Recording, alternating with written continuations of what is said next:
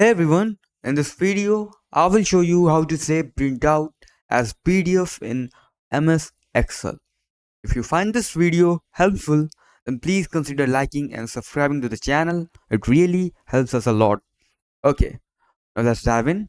Open Microsoft Excel on your computer.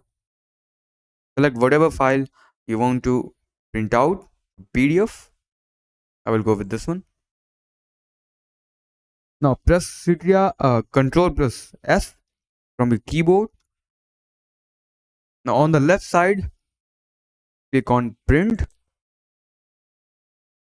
Now in the printer section, select Microsoft Print to PDF.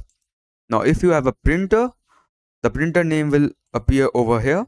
You have to select Microsoft Print to PDF. Okay, now just click on Print and give your file a name.